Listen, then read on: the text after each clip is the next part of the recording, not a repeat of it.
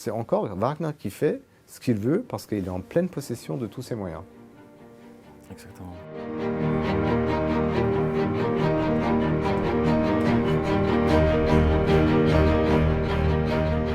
Alors pourquoi sommes-nous ici, au PC Sécurité de l'Opéra Bastille?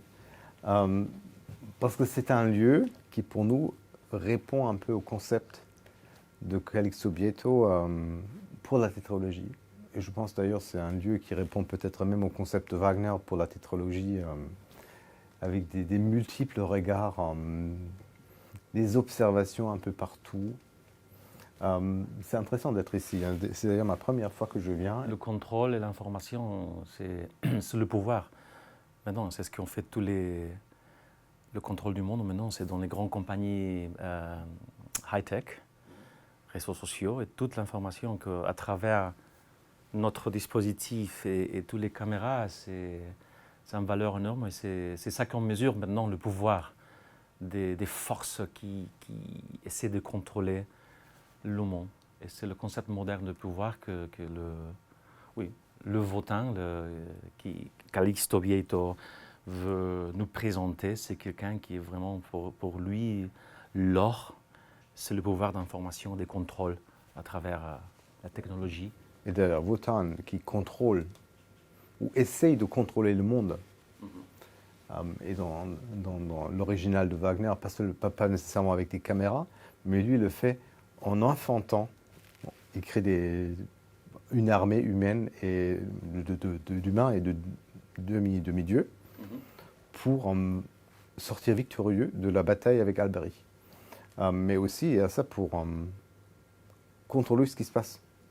Dans le monde, il y a aussi les corbeaux, évidemment, de Wagner, qui sont un peu les caméras de Wotan sur le monde. Je partage le sentiment de Calixto Bieto, aussi après le prologue, la première expérience avec Rheingold, avec une pièce comme le Ring, une sacrée pièce de 15-16 heures de dramaturgie, théâtre, musique et tout ce qu'on connaît. Et à chaque fois, c'est une aventure qu'on ne sait pas exactement où est-ce qu'on va. Et il faut créer, il faut donner les pas, chaque pas ensemble avec tout le team, toute l'équipe. Et je crois que pour tous, la sensation après le Rheingold avec Valkyrie, maintenant on sent qu'on est bien dans le monde qu'on veut créer, dans tous les aspects. L'aspect dramaturgique, visuel, mais aussi, je parle depuis l'aspect musical, avec tout l'équipe, le cast, l'orchestre évidemment. On a l'impression d'être déjà dans le bon chemin et on voit les choses un peu plus claires. Et évidemment, moi j'ai l'impression très fort qu'après, quand on finira de créer les 4 parties du Ring, quand on aura l'occasion formidable, et finalement c'est l'objectif, c'est de donner tout le cycle complet. Et c'est là où on va voir vraiment, on va se rendre compte de ce que ça donne. Et Calixto a dit récemment qu'il voudrait, après Valkyrie, revenir sur le prologue, sur Rheingold, et voilà, réviser quelques aspects. Et moi-même, je pourrais faire la même chose. Alors c'est très excitant et ça nous donne beaucoup de perspectives. Je pense qu'on commence à comprendre à quel point c'est un projet vaste, comme l'œuvre qui est immense, complexe, difficile, et comme beaucoup d'édifices énormes, aussi d'une énorme fragilité. Il y a tellement d'éléments qui doivent être en place pour que l'édifice soit stable. Et c'est pour moi, c'est la réalisation de ces deux premiers volets. De vraiment stabiliser l'édifice sur tous les niveaux, c'est une tâche incroyable qui nécessite l'engagement de toute la maison. Parce que ce n'est pas seulement une question du côté musical, de la mise en scène, tout ce qui travaille en soutien de ça, les ateliers de construction de décors, d'accessoires, de costumes, même jusqu'à la direction d'expérience spectateur marketing, produire un ring, la dramaturgie, la communication, vraiment toutes les directions artistiques et non artistiques, il faut qu'on se mette ensemble pour monter ce truc. Et c'est tellement énorme, c'est par défaut un projet transformateur pour n'importe quelle compagnie d'opéra, même des plus grands comme la nôtre. Et du coup, là, on va un peu, je pense qu'on n'est pas sorti du tunnel, on va peut-être même pas encore de la lumière au bout du tunnel. On est plutôt au milieu de tout ça, on mesure l'ampleur de la tâche. En même temps, il y a, sauf un élément qui est l'élément majeur de Siegfried, on a construit l'équipe. Et maintenant, il faut que Siegfried arrive et l'équipe sera complète pour terminer le cycle. Et je trouve que c'est vraiment magnifique. On a l'opportunité de créer dans une période longue, presque 4 mois, Valkyrie et Siegfried, et le donner dans la même saison. Et pour donner là, cette continuité narrative, continuité aussi d'équipe, des créations d'équipes, dans toutes les équipes de l'opéra, de la maison, on vient de créer, de faire la première de Valkyrie, et on a encore 6 spectacles de plus où ça va développer, bien sûr. Et après une petite pause, déjà continuer avec Siegfried. Je pense que c'est un timing parfait. Mon sentiment, c'est que Wagner a quand même écrit cette tétralogie pendant un très très long moment. Il s'est arrêté au milieu de Siegfried et je pense à la toute fin, avec la composition du Crépuscule, il était sur un terrain sûr qui lui a permis de redevenir plus libre par rapport à l'expression musicale.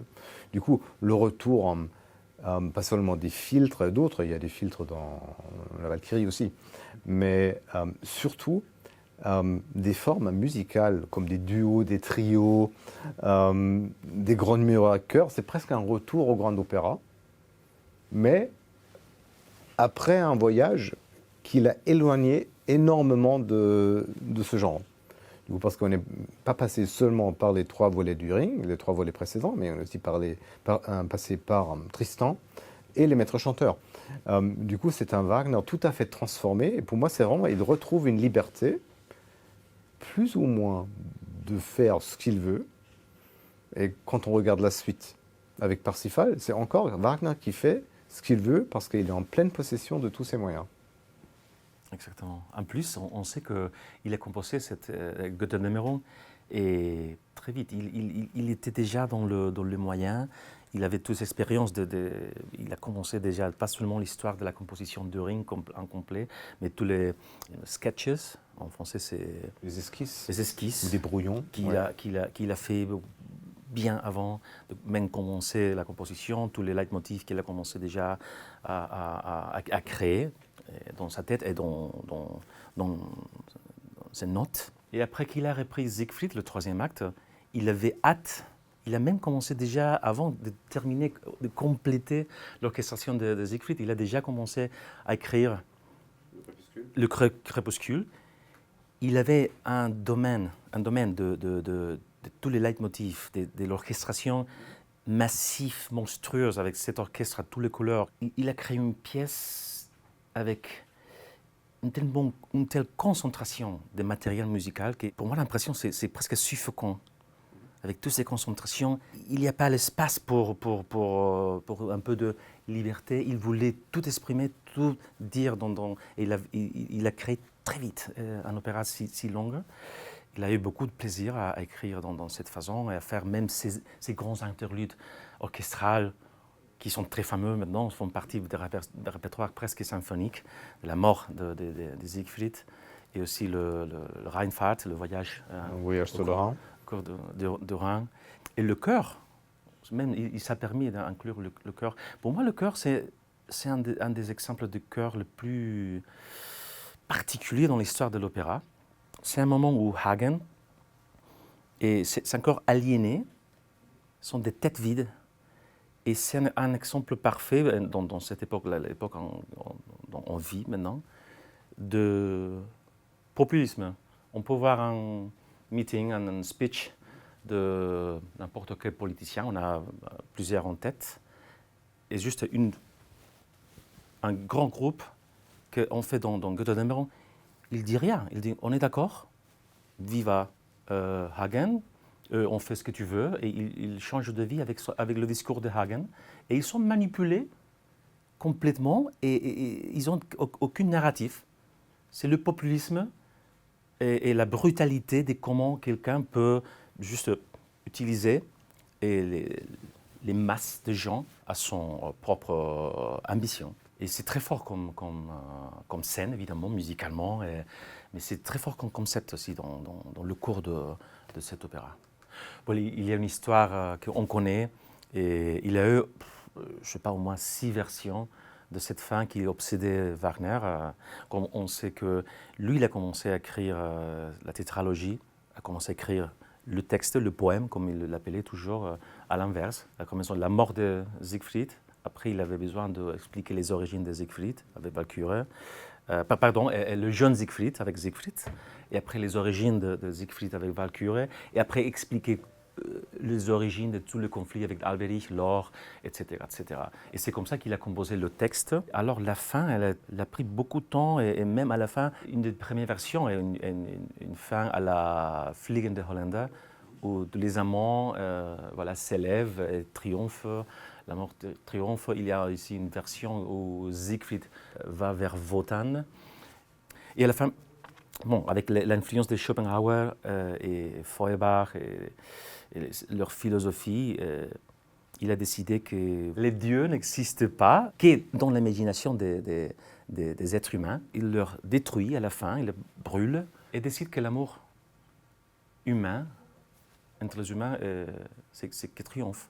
Et il laisse, il avait des idées de mettre des textes de Schopenhauer dedans, mais il a laissé la musique parler eux-mêmes. Et c'est l'histoire pour moi de l'homme qui devient le maître de son propre destin. Ça, sur 16 heures de musique, c'est assez étonnant. Et surtout, quand on se rappelle de son grand antagoniste Nietzsche, Dieu est mort, que Wagner, il a plus ou moins... Pour moi, c'est aussi ça le Ring. Presque l'autodestruction des dieux, que Wotan a mis en place avec les contrats qui... de plus en plus détruisent ce monde des dieux par les injustices, par la parjure, par la violence. Et du coup, à la fin, tout est ramené aux filles du Rhin qui récupèrent l'or. Et l'histoire pourrait recommencer d'une certaine façon. Ça, c'est fascinant parce que pour moi, cette fin, c'est une fin extrêmement ouverte. Quand l'anneau est rendu aux filles du Rhin, du coup, il y a des forces qui disparaissent et des forces qui persistent, qui continuent. Et clairement, les filles du Rhin ne sont pas du tout touchées par cette fin du monde. Bon, pas du tout. Mais ils reprennent le flambeau comme à l'origine. Et tout ce voyage qu'on a fait nous ramène au début sur le fond du Rhin. Ça veut dire beaucoup de choses, je crois. C'est un peu... peut-être un jour, on va regarder l'histoire de l'homme sur Terre. Dans l'histoire de la Terre, ce sera une petite parenthèse, peut-être. Sur les milliards d'années que la Terre existe, et les quelques dizaines de milliers d'années qu'il y a l'homme, c'est un peu ça aussi la tétralogie. Normalement, on pense à Götterdämmerung, que c'est la fin des dieux, mais ça peut aussi être l'avènement de quelque chose de nouveau. De nouveaux dieux, peut-être. Et il y a une grande ambiguïté dans tout ça. Non, on ne peut pas l'exprimer en traduction. Ça s'exprime très bien à la fin de ce voyage énorme et fascinant. Le sentiment, c'est exactement ça, je pense, pour tous. C'est très ambigu, je crois. C'est pas exactement un happy ending, mais c'est pas exactement une chute de la civilisation ou quelque chose de tragique. Et peut-être ça reflète très bien cette idée, ce concept de la langue d'origine, le Dämmerung.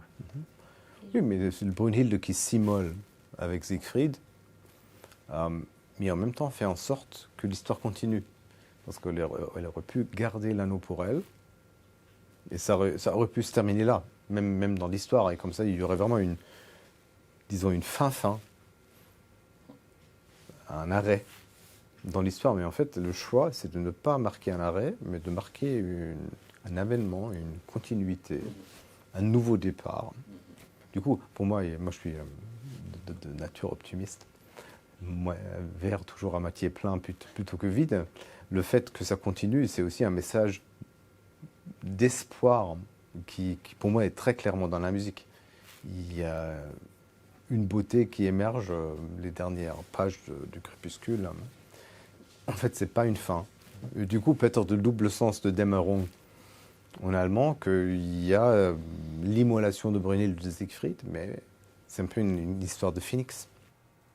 Moi, je ne suis pas sûr si je recommencerai tout de suite à la fin d'un ring, mais c'est vrai que c'est important d'avoir complété l'expérience vitale, émotionnelle, physique d'un ring pour tout comprendre. Maintenant, de recommencer, avoir l'opportunité de recommencer après deux expériences, après avoir vécu tout le cycle. Le ring est une expérience de vie. Pour moi, c'est très clair. On ne reste jamais les mêmes quand on a vécu cette expérience. C'est une œuvre fleuve. Et ça implique une certaine durée. Et puisqu'on dit on ne saute jamais dans le même fleuve deux fois, on en sort changé par défaut. Et là, on n'a même pas parcouru la tétralogie une fois. Là, on va terminer la création des 4 volets. Et après, on va le faire encore 2 fois. Et déjà, les 2 cycles sont différents. C'est des longs voyages dont on ne sort jamais inchangé.